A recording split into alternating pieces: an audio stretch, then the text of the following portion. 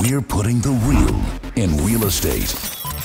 It's Real Sense Now with your host, Dawood Bedrosian. Pro tips from experts on all things real estate for the first-time homebuyers and seasoned investors. Real Sense Now is on Florida Man Radio. You've heard me say it before, and I'm going to say it again. This is my favorite hour of the week. And ladies and gentlemen, I have a treat for you to kickstart this brand new year. If you don't know what the show is all about, we've designed the show Real Sense Now to give you and share with you all facts about a real estate industry, about what's trending in the economy, and so much more. But to make it a different type of show, I really wanted to kickstart this year with talking about something that seems to be important for many people as we enter a new year, start a new chapter. And as a result of this episode is a gift from me to you real sensors. And this may be one of the most important episodes that I've ever recorded. So I don't usually ask you to do this, but in case you're going to listen to the show, I ask of you to please listen to the entire episode if you can. Why? Because for many, the new year is a way to kickstart a new beginning, a new phase, a chapter in your life.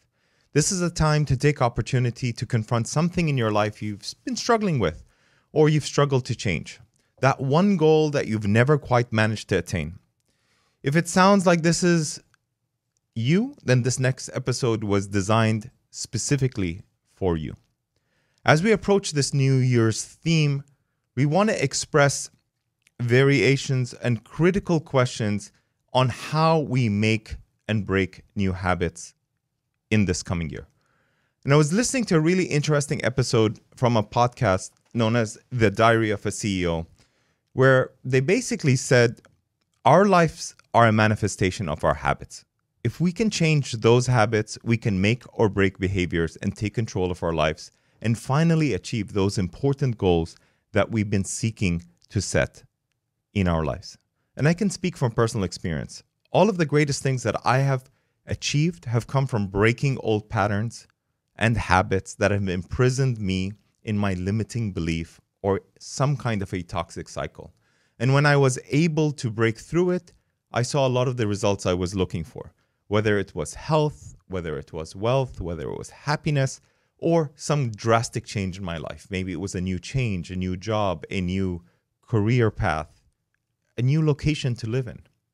And if only one of you can take control of your behaviors and change a habit, then effectively you're changing your life. And what better time to do that than now, at a new beginning, the new beginning of a new year, and the most opportune time to look at, confront, and align yourself with who you really want to become.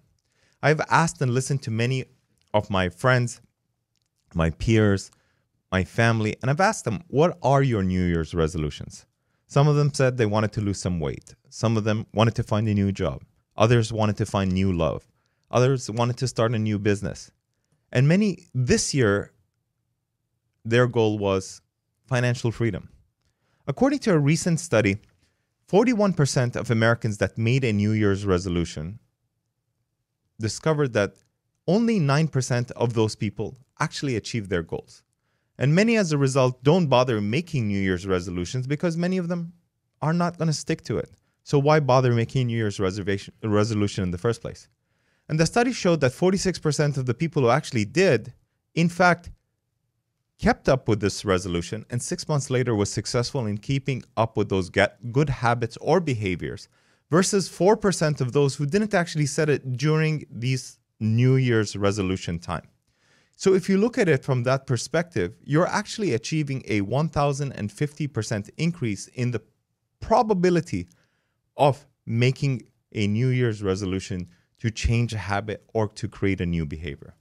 It's all about changing your behavior, and it all comes from the original place, your intention setting.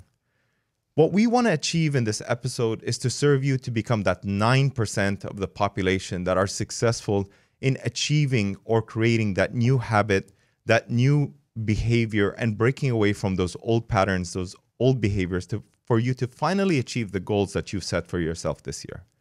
And what I really want to make sure that I address is how, in fact, we are going to be able to achieve this. I'm going to actually come up with tools and tactics in order for you to achieve this strategy. My intention today is for you to understand the reason why those who do actually achieve their goals, achieve them and are successful in them. And today, more so than ever, I actually have an answer for you. But before we start, we really need to ask ourselves, what is a habit?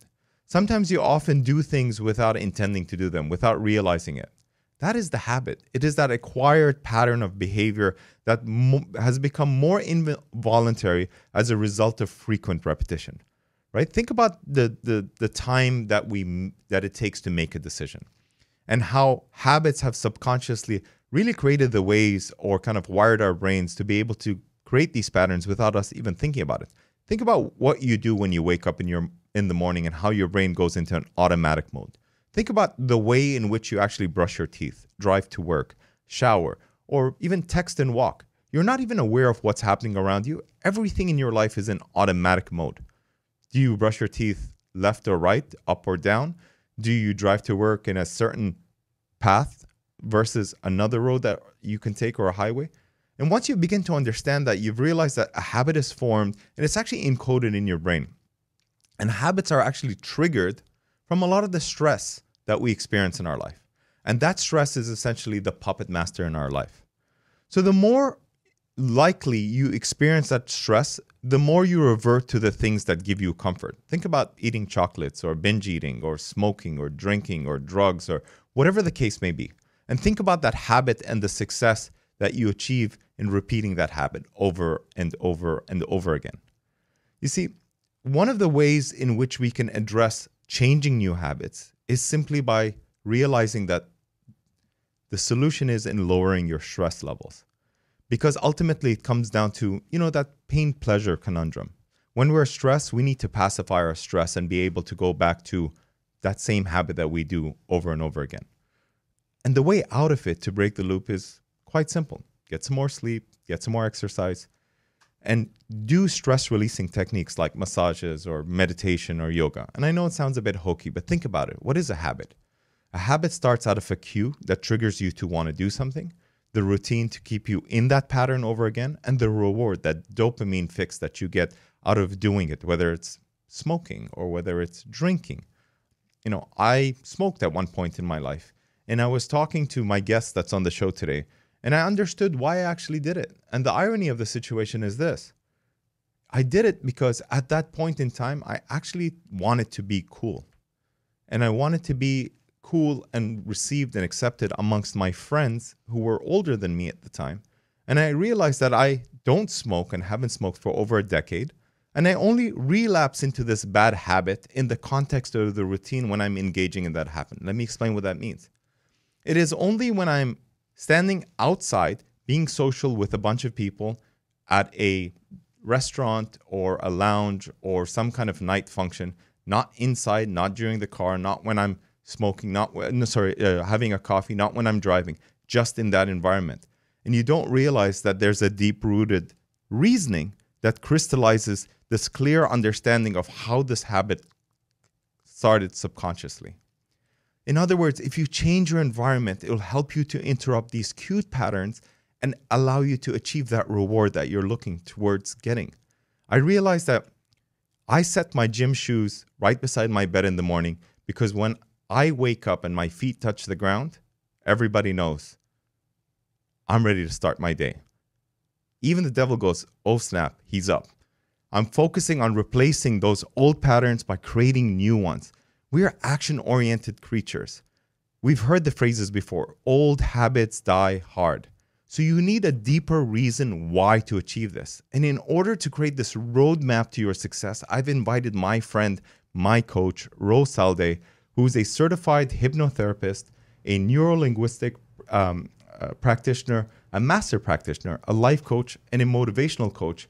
She's a serial entrepreneur, and she's basically helped me create positive outlooks and solution-oriented mindset to be able to help reprogram the way that I think in order to achieve the results that I want. Ro, welcome to the show.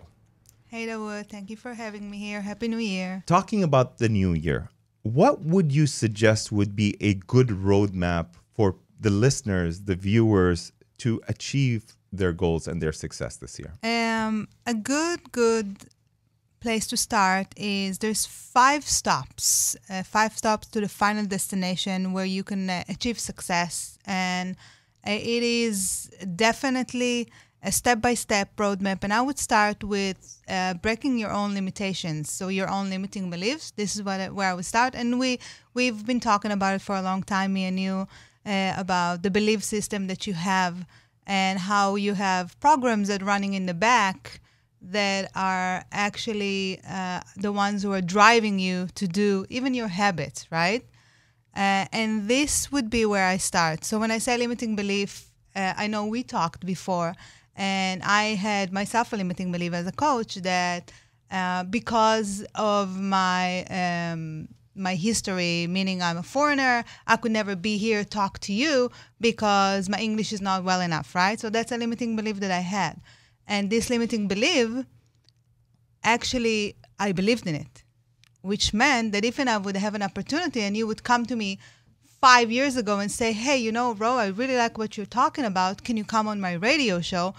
I wouldn't even hear you because I wouldn't believe that I'm even able to come here and sit and talk to you, right? So I would start with clearing all the limiting beliefs. This would be the first step on the roadmap to actually achieve success. And I know a lot of you are listening and you're thinking to yourself, well, that sounds a lot easier to be said than what it is to actually do it and apply it into your life. But we're going to get into this in a lot more detail as we go on. So if that would be the first step on your journey to achieve your final destination, what would be the second? The second step would be how do you feel confident? How do you own your walk, you talk, you're confident at what you're bringing into the table, right? Because all of us, if not most of us, have the imposter syndrome. And we don't really believe half of the time of what we say outside. We think, oh, I sound like a fraud. Oh, who am I to say this? So the main thing on your road to success is really own it. And by doing that, you will always come out as confident, and your energy will attract people to you. And you know what? I know, once again, I'm going to sound like Debbie Downer, or I'm going to sound like the devil's advocate here. We are going to get into more details into explaining what these are. Because I know, for example, if you're setting out to start a new business, you probably don't have a strong feeling about it or are that confident if you don't have the resources, the money, the know-how to be able to achieve it. But we're going to break this down into further detail so that you can understand and have the strategies and tools in order to start to implement this in your life. What would be the third stop? The third step is actually stepping into the identity of who you want to become, which is one of the most important things. Knowing who you want to become and then really step into that identity and own it. That would be the third step. So I know this out of experience, and I've understand how actually aligning yourself along with your goal and becoming the person who you want to become actually allows the goals to come to you in an easier fashion. And there's another stop that I want to discuss along the way, which is, I think, really important. What is the fourth stop? I think it's one of the most important ones because it's pretty much everything we do every day. It's understanding the science behind how we make decisions. We have so many decisions around us every single day. And by making a decision, you can change your life forever. Just one decision. So that would be the fourth stop. And the fifth and the last one on your roadmap? I love this stop. This stop is really good. It will change your life completely in any field.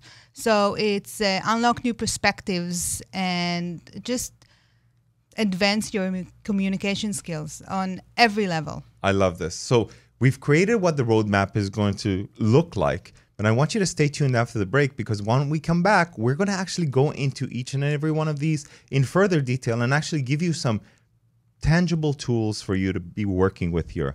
If you want to connect with me and you have a question, please visit my website, realsensenow.com.